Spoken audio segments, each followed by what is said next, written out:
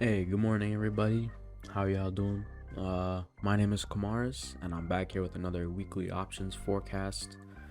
And today, feel me, it took me about like 15-20 minutes to enter all the positions, which is only two new positions.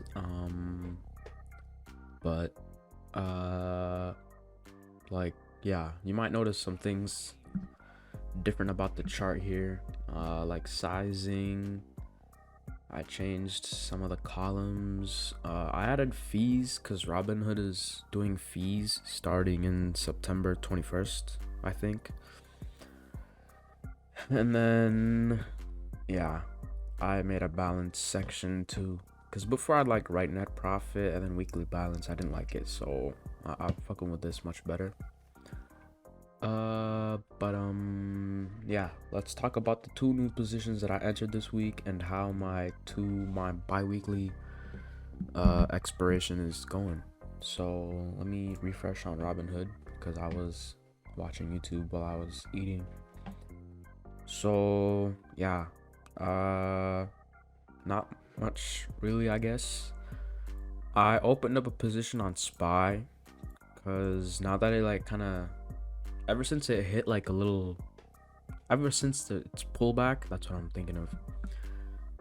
I've known that like okay, if SPY were to like tank off of really bad news like the credit downgrade, it won't be that bad.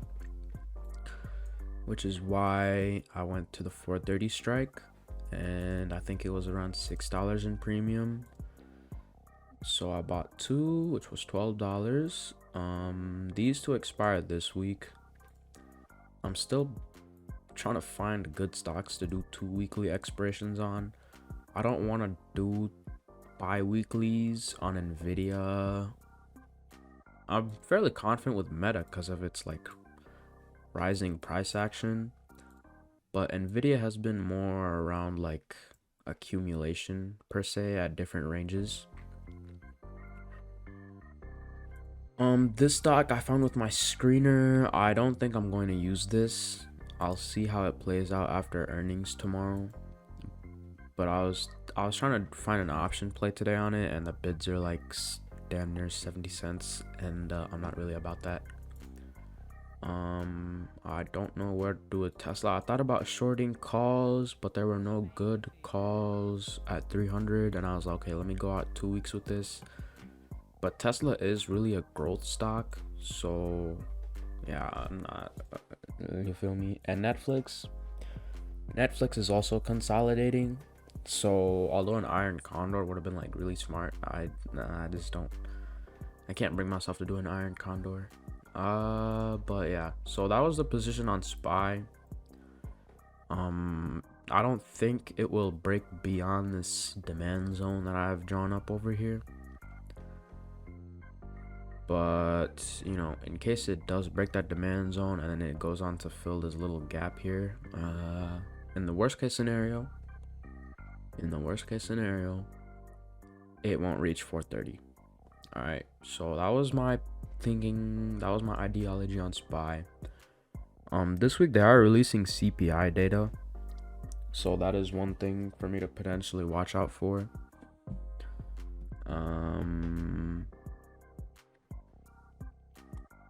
But yeah, and then on Nvidia was a tough cookie. I didn't know what to play with it, but ultimately, you know, stocks only go up. So I was like, okay, I'll just short puts like I have for like the last 4 or 5 weeks. And so I did. I shorted the 405 put, and that was around $8 a contract. No, $6 a contract. So yeah, really out of the money. You know, I wanted to play closer to the demand zone, but you know, there have been times when I've gotten ahead of myself, not paying attention to all my risk management rules, and I've gotten burned bad, especially by this stock right here. So yeah, those are my two new options plays, and we'll look at Meta. Yeah, I think after like tomorrow, the 280 put will damn near be worth nothing. It might rise again on Wednesday because of CPI data, like just like implied volatility in general, but I don't think that has a major play on digital tech companies per se. So yeah, I guess we can take a look at this. This is the first time this contract has been in profit. Like before it was just like always negative for me. Yeah, except on August 3rd. I think this was, I don't even know when this was. Wait, no, August. All right, this was the little pullback, the market pullback, and then everything rebounded. Yeah. So those are my two new positions. Oh, I'm finally breaking even ever since my $200 setback. So after this summer challenge, I would come out with at least $8 to my name, $8 more to my name.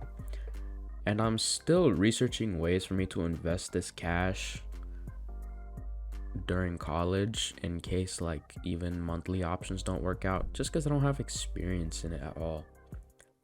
So I'm gonna come to a conclusion before this weekends. That's why I'm watching a lot of YouTube videos on it, because I want to grow this money, obviously.